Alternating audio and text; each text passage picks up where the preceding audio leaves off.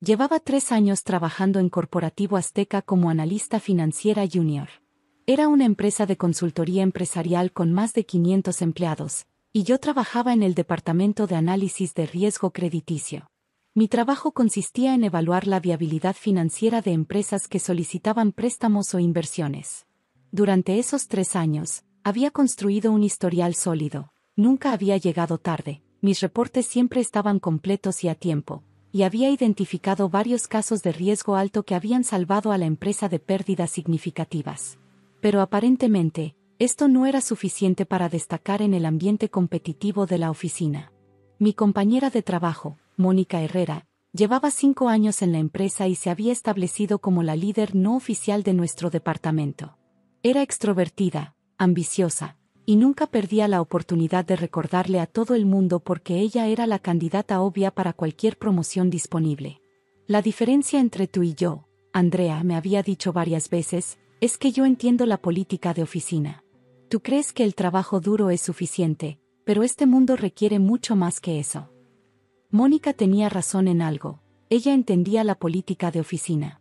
Siempre estaba en los eventos sociales correctos, siempre sabía qué decir en las reuniones para sonar inteligente, y había cultivado relaciones con varios gerentes.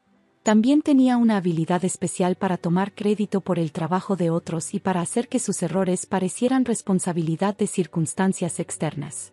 Yo, por el contrario, era la típica empleada que mantenía la cabeza gacha y se concentraba en hacer bien su trabajo. Raramente participaba en la política de oficina, prefería resolver problemas antes que crear drama, y había desarrollado una reputación de ser confiable pero poco ambiciosa. Lo que mis compañeros no sabían era que durante los últimos 2 años había estado tomando cursos nocturnos de maestría en finanzas corporativas. Cada noche, después de trabajar 8 horas analizando créditos empresariales, me iba a la universidad para estudiar modelos financieros avanzados, análisis de mercado y estrategias de inversión. También había estado desarrollando secretamente un nuevo modelo de evaluación de riesgo que podía predecir la probabilidad de bancarrota empresarial con 94% de precisión. Había trabajado en este proyecto durante meses, usando datos históricos de la empresa y técnicas de machine learning que había aprendido en mis cursos.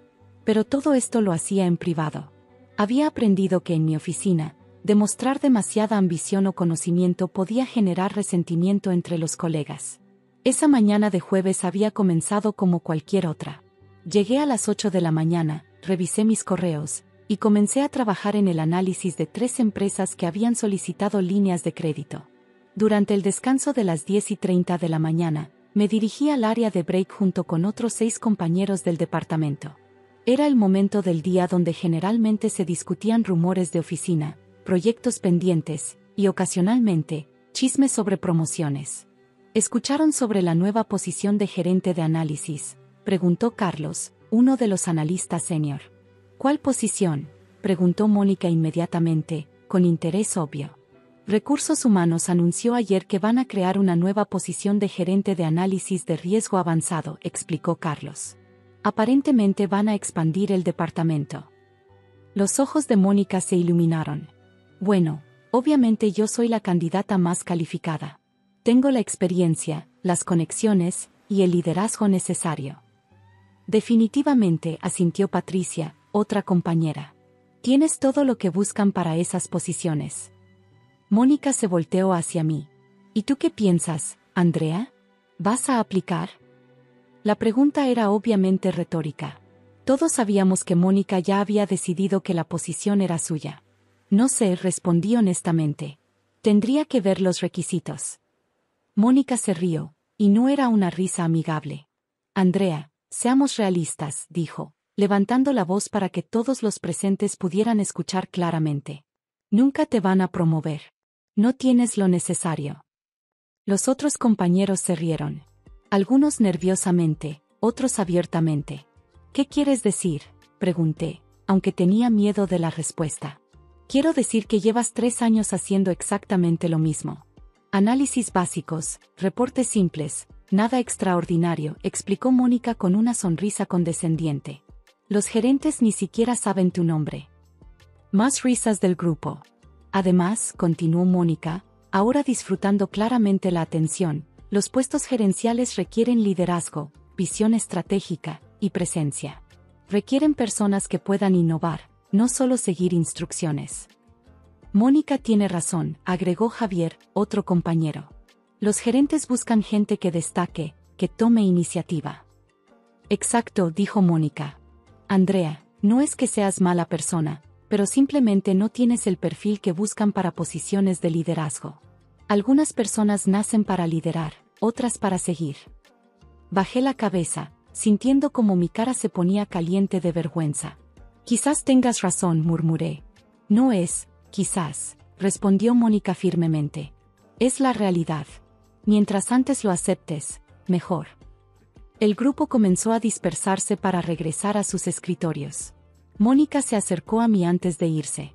Andrea, te doy este consejo como amiga, me dijo en voz baja. Deja de fantasear con promociones y concéntrate en hacer bien el trabajo que ya tienes. Esa es tu liga. Regresé a mi escritorio sintiéndome completamente humillada. Los comentarios de Mónica habían confirmado mis peores temores sobre cómo me percibían mis colegas. Exactamente 10 minutos después, sonó el intercomunicador de mi teléfono. Señorita Mendoza, era la voz de la secretaria del gerente general. Repórtese a la oficina del licenciado Ruiz inmediatamente, por favor. Mi corazón comenzó a latir rápidamente. El licenciado Ruiz era el gerente general de toda la empresa. En 3 años, nunca había tenido una reunión personal con él. Mientras caminaba hacia el elevador, mi mente corría con posibilidades. ¿Había cometido algún error en mis análisis? ¿Alguien se había quejado de mi trabajo? ¿Estaba en problemas? La oficina del licenciado Ruiz estaba en el piso 18, en la zona ejecutiva del edificio. Cuando llegué, su secretaria me dijo que pasara inmediatamente. Señorita Mendoza, me saludó el licenciado Ruiz, un hombre de unos 50 años con presencia imponente. Tome asiento, por favor. Su oficina era impresionante, ventanales del piso al techo, escritorio de caoba, y paredes llenas de diplomas y reconocimientos empresariales. ¿Sabe por qué la llamé?, me preguntó directamente. No, señor, respondí nerviosamente.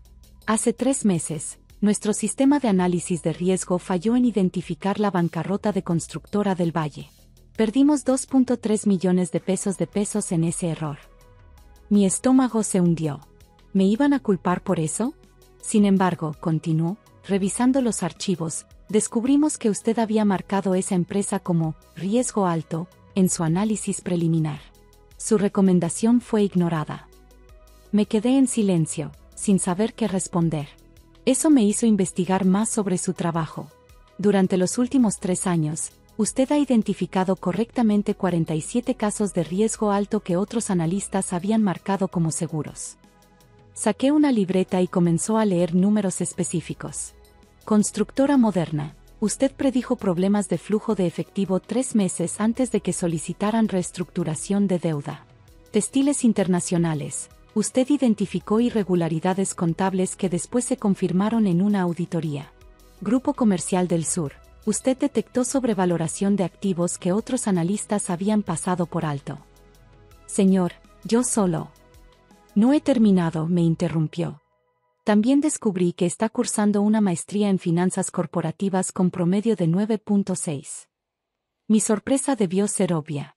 Señorita Mendoza, en esta empresa hacemos verificaciones de antecedentes anuales de todos los empleados. Sabemos sobre su educación continua.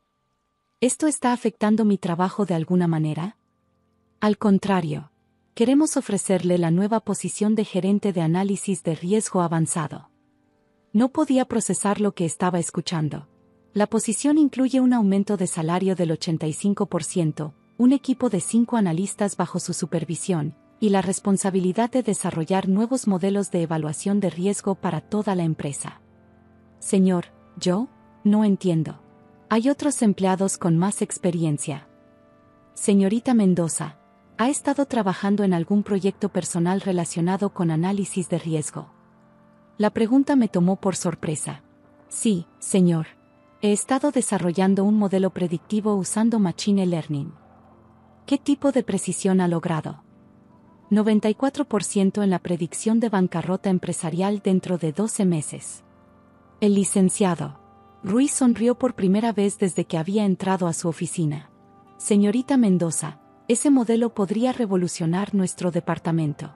¿Estaría dispuesta a implementarlo como su primer proyecto como gerente? Por supuesto, señor. Excelente. Su nuevo salario será de 48,000 pesos mensuales, más bonos por performance. ¿Acepta la posición? Sí, señor. La acepto. Perfecto. Su promoción es efectiva inmediatamente. Recursos Humanos la contactará esta tarde para los detalles. Cuando salí de la oficina del licenciado Ruiz, me sentía como si estuviera soñando. En 30 minutos había pasado de ser la empleada que nunca va a ser promovida, a ser la nueva gerente de departamento. Regresé a mi escritorio, donde Mónica estaba hablando con varios compañeros sobre sus planes para aplicar a la posición gerencial. Andrea, me dijo cuando me vio llegar, ¿todo bien? Te veías nerviosa cuando te llamaron. Sí, todo bien. ¿Qué quería el gerente general? Ofrecerme la posición de gerente de análisis de riesgo avanzado. La conversación se detuvo completamente. ¿Qué? Preguntó Mónica. Me ofrecieron la nueva posición gerencial. La acepté. El silencio era ensordecedor. Andrea, eso no puede ser cierto, dijo Mónica con voz débil. Es completamente cierto. Comenzaré mañana. Carlos fue el primero en reaccionar. Felicidades, Andrea. Es increíble. Los otros compañeros gradualmente comenzaron a felicitarme, aunque algunos se veían claramente confundidos.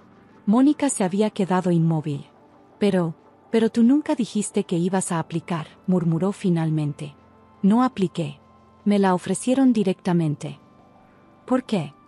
Por mi trabajo de los últimos 3 años y por un proyecto de Machine Learning que desarrollé para predecir bancarrotas empresariales. La expresión de Mónica cambió de confusión a shock total. ¿Proyecto de Machine Learning? ¿Cuándo hiciste eso? Durante los últimos 2 años, mientras estudiaba mi maestría en finanzas. ¿Maestría? En finanzas corporativas. Me graduó en 4 meses. Durante la siguiente semana, la dinámica de la oficina cambió completamente.